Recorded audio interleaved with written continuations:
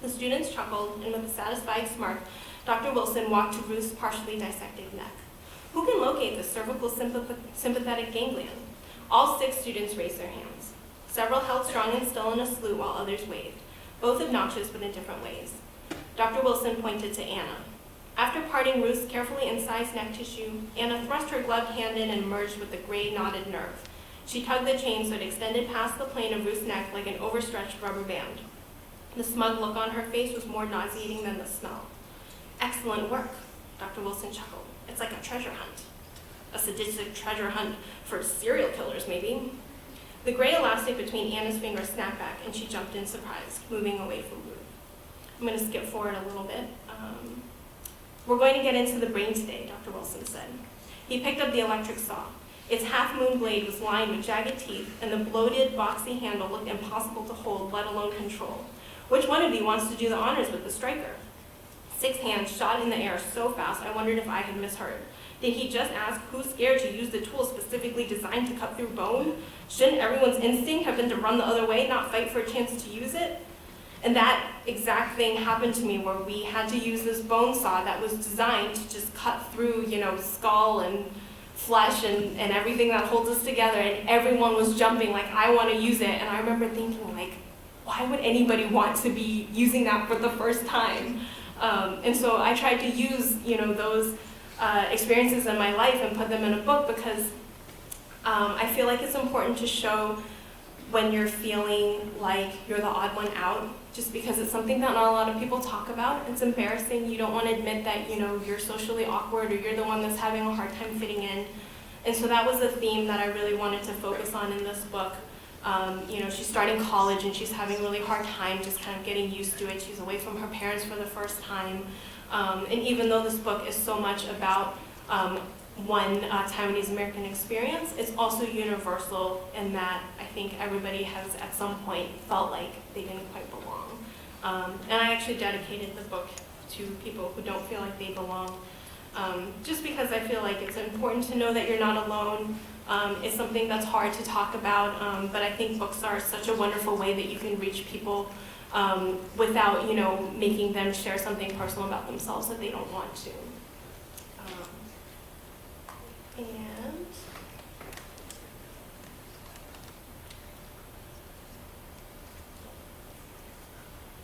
so I just wanted to finish up by saying once more that you guys aren't limited to what society tells you you're good at. It's okay to branch off.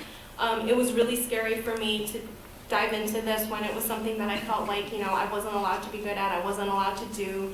As you know, my parents reacted in a pretty extreme way. But 5 years later, I'm really happy that I did it. I don't regret a second of it. I'm still trying to wrap my head around the fact that this book is coming out tomorrow.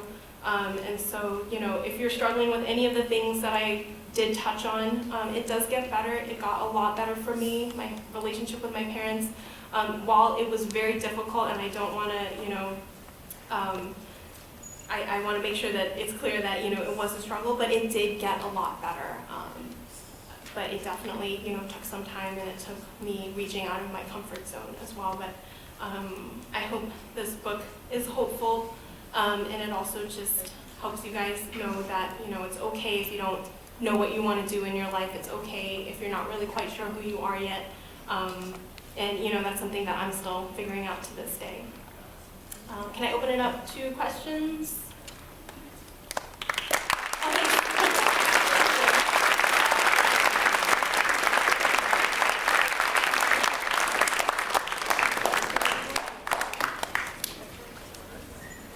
Does anyone have a question? I'm having a little trouble seeing. Yes? Right here. Is this your first book ever? This is my first book, yes. I have a second one that's going to be coming out late 2019, but this is my first. Up there, page, go ahead. Yes. Go ahead. What authors inspire you?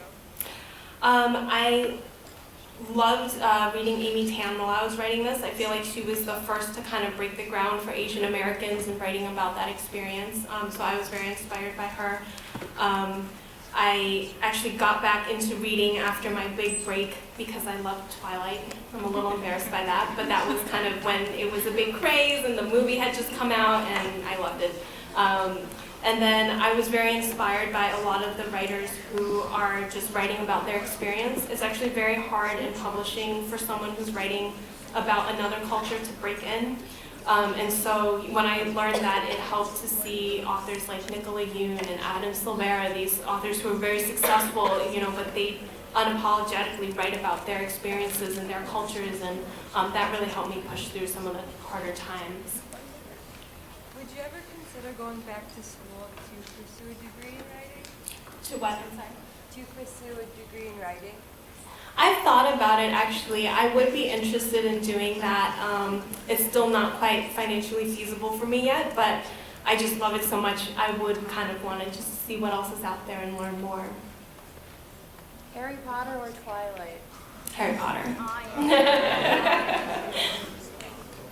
When and how did you come up with the concept of choosing the American panda? I'm sorry. When and how did you come up with the concept of choosing the American panda as the title? You mean? Yeah. So I wanted something short that captured kind of her two dueling identities. And there's actually some references to pandas in the book that her mom talks about. And I also really like this idea about life not being black and white. For her, when she starts the book, everything is kind of, already decided in very black and white. And throughout the book, she kind of realizes there's so much gray in life. And so I like that this captured kind of all of those different things, which were the main parts of the story. And I actually feel like they did a really great job with my cover, where even the font is different, and it almost looks like they're warring with each other a little bit, and I feel like it kind of captures that theme even more. I saw a hand over here and over there. Yes? How did you choose the ending point for the first book and the starting point for the second book? So my second book is actually not related to this one at all. So this one, I feel like it was a rounded story and it finished, and I actually don't think I would write a sequel for it even if someone asked, just because I think her story finished with this one. The second book also deals with a character struggling with her identity, but it's actually, it takes place somewhere else. It actually takes place in a Midwestern town and explores dark family secrets, actually. So it's a little bit different than this one. It's less based on my life. Yes? On the topic of books that deal with the Chinese American identity, did you also read Battle Hymn of the Tiger Mother and relate to that as well, kind of? I didn't, but I do know a lot about it. I actually have a really hard time sometimes reading, I don't know if you're familiar with Wild Swans. It's a memoir about 3 generations of families.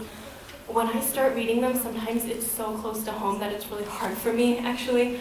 So sometimes I start to read them and I have to put them down. So there's a whole list of books I've been meaning to get through, but everything still is a little raw for me right now with my parents.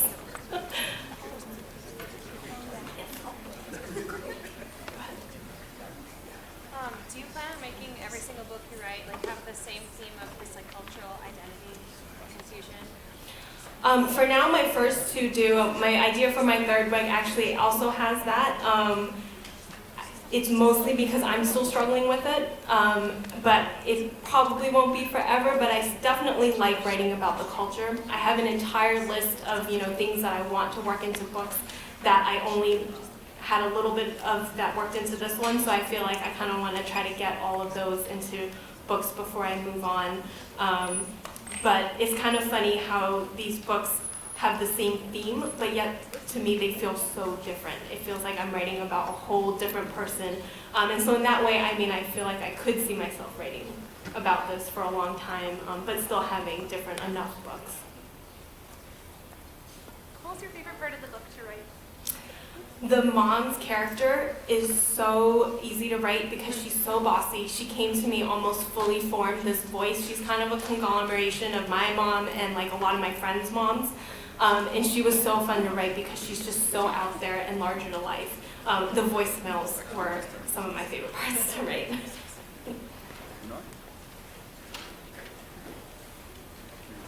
Anybody else? Am I missing a hand? Yes. What was the hardest part of the book to write? The hardest part was actually the relationship with the mom. There are actually conversations in this book that I took just from conversations that I had with my mom. And it was just really hard to kind of face my demons and to put it into writing. And it's just a little bit hard to put so much of myself out there. I'm a really private person, so this is kind of a huge step for me. And even though it was the hardest part, it was actually the most rewarding, and it's the part that I'm the happiest when I go back and reread.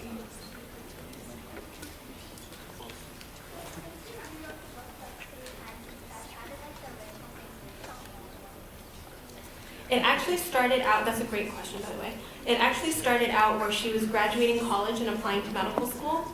So she was much older, she was at a different point in her life. I originally was just worried. I felt like the medical school had to be, right on her horizon. But when I was writing this version, I realized, her parents were overbearing enough that it's very believable that they were already pressuring her when she was a freshman, because I had that too. And I actually changed points of view. It started out third person, and it's in first person now. And just the tone changed a lot. When it was written for an adult audience, it was actually much longer. It dived a lot more into her grandparents' generation. It just gave a lot more backstory. And then with the young adult, it has to be a much faster pace. It has to be a lot more personal. And it just has to be so much shorter. They don't print books that are as long as the adult books. And so all of those things, I ended up cutting so many things that were in here. And that was actually the first reason that I started making the voicemails. I cut out so much, I wanted to find a way to get some of those jokes back in there.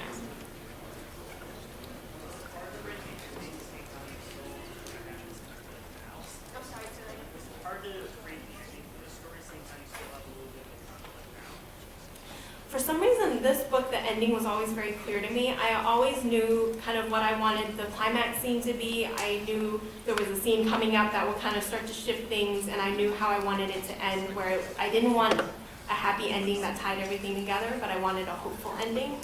And that actually was kind of always clear to me, and I'm not sure if it's because it's kind of how I wanted things to end up for me. But it's kind of funny where each book is a very different process. For this one, I really struggled with the beginning and the middle toward when I was first starting to write it. With the second book, there's a big twist that comes at the end, and the book idea actually started from there, and I had to work backwards. And so I feel like with every book so far, I'm like relearning the process, because how to write each book is just so different depending on what it is. Maybe one more question? Yes, one more. Yes. Are the voicemails based on WeChat conversations? Was based on what? WeChat conversations? I'm sorry. WeChat?